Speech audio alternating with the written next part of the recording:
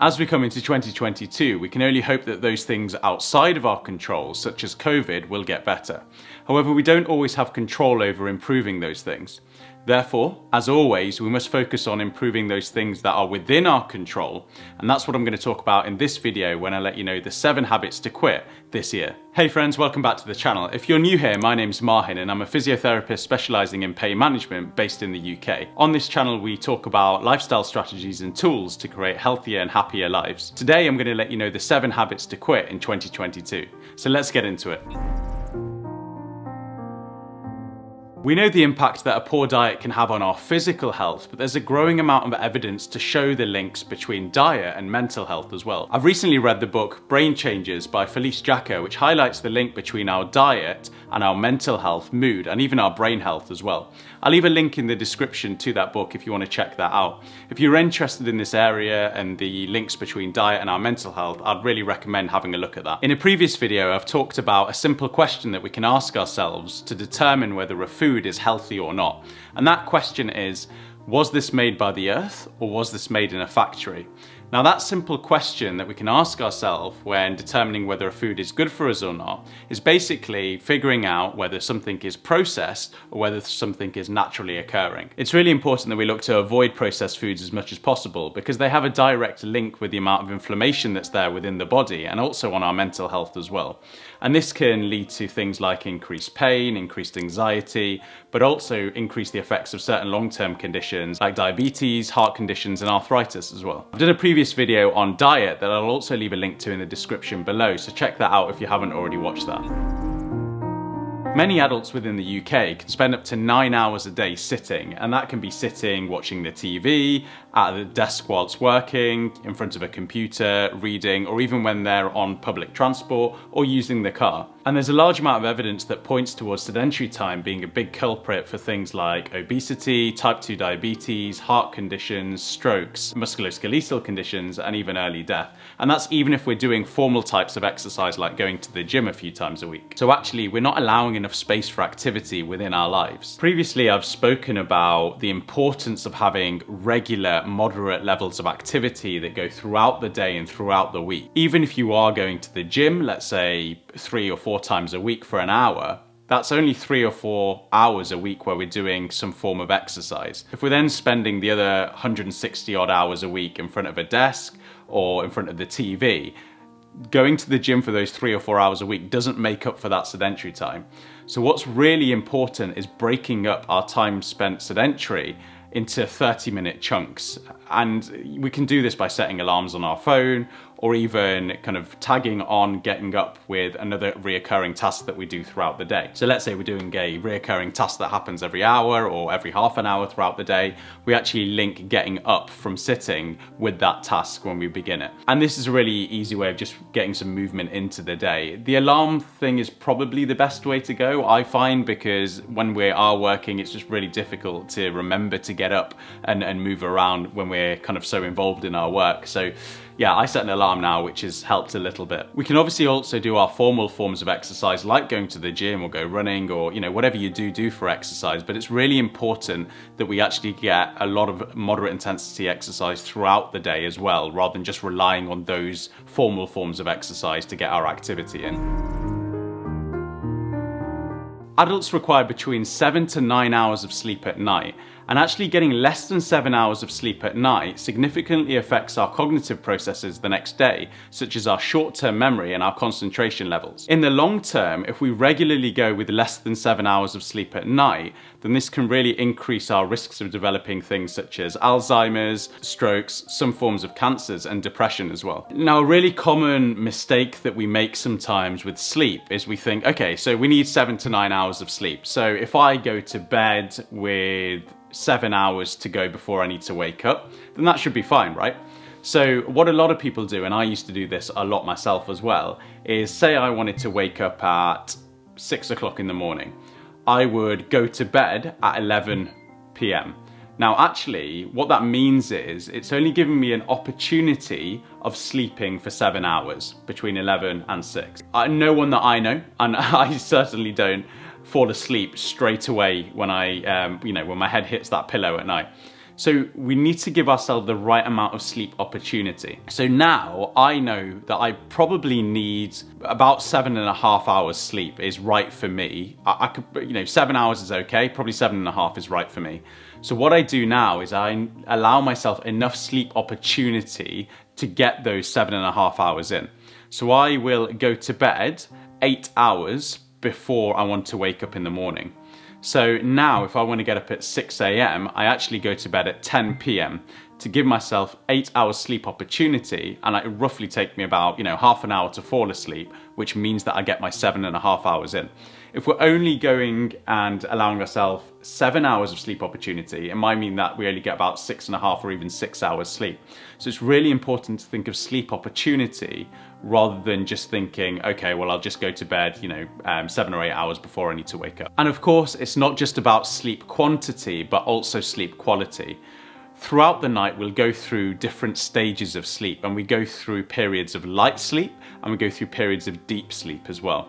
And it's those deeper levels of sleep that are really important for those cognitive processes that I talked about the next day. So when we're thinking about sleep, we want to obviously make sure the quantity is right, but we want to make sure the quality is optimal as well. There's lots of things that we can do to help to improve our sleep throughout the day and also in the lead up towards going to bed. I've done a previous video on sleep that I'll leave a link to in the description below. So again, if you haven't seen that one, check that out. We have 70,000 thoughts daily.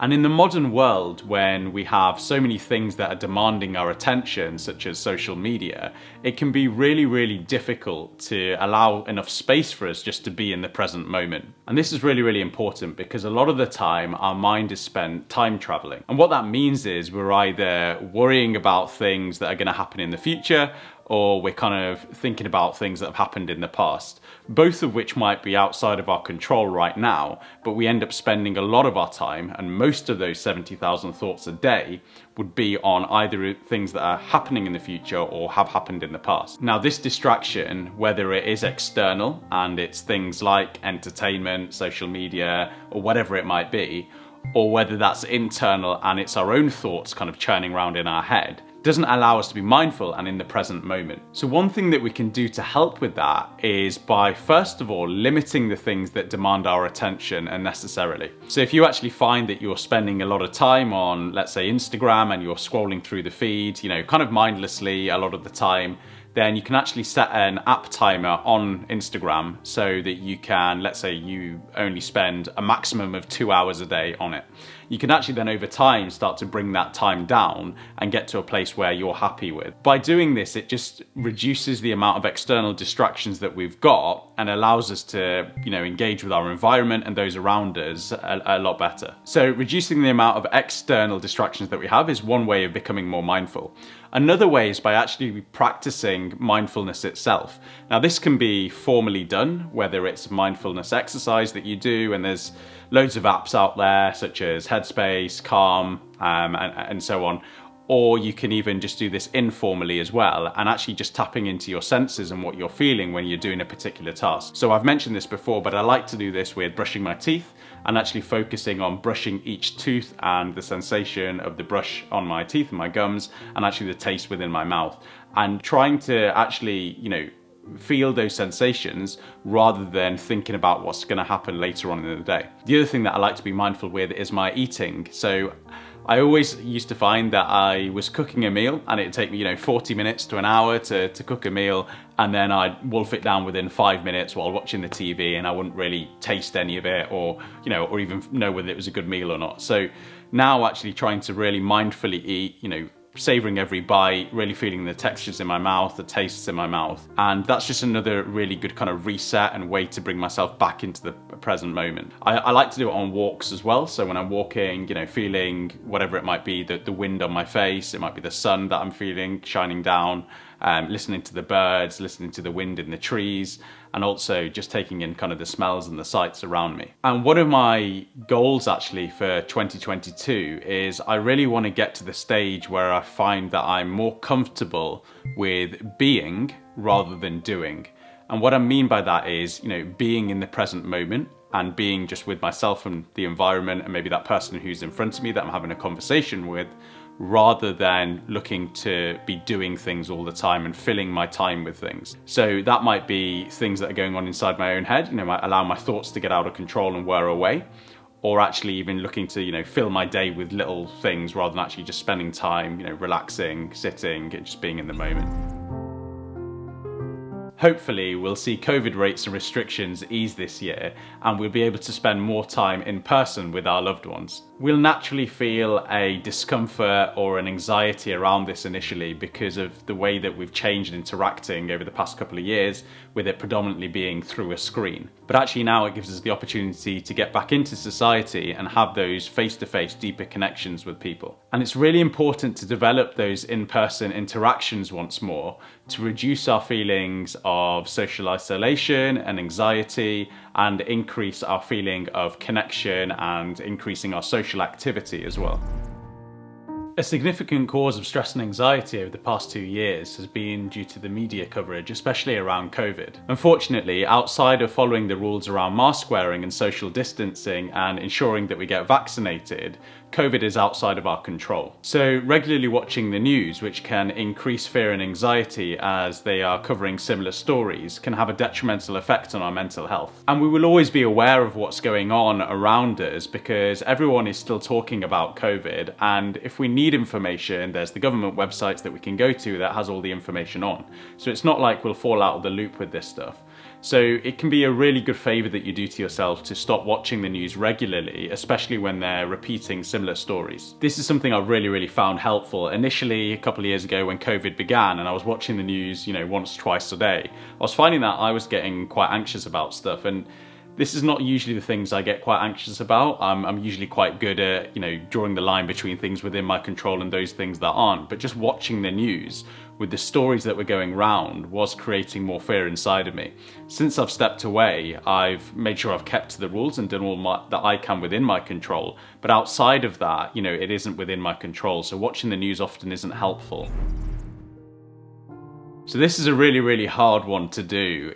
Saying yes to people is usually because we want to make them happy, but sometimes it can come to the detriment of our own happiness. And saying yes to everyone and trying to please everyone isn't sustainable in the long term. And it's particularly not sustainable when it's saying yes to people who don't really inspire you or support you in the same way. So this might be a really good habit to drop in 2022. It's really important to have a look at those around us in life and see those who actually add things to our life, who add value to our life, who support us, who inspire us, and actually those who add negativity into our life. And it's really important to actually remove those people who bring more negativity into your life, because that can be a real drain on your own energy levels. And when we do this, it actually means that we can choose more who to say yes to, because we're not having to please everyone. We just choose a very select group of people who bring you energy, who are really important and meaningful to you, and actually we can choose to say yes to them and give to them more wholeheartedly, rather than trying to say yes to everyone and spreading ourselves quite thin. This can be a really good energy saver, but it can also really strengthen our relationships with those that are important to us. So friends, if you like this video, you'll love this one on how to turn bad habits into good ones. This will explain how you can turn the 7 habits I've mentioned in this video into better ones for you. Thanks for watching, take care, and I'll see you next week.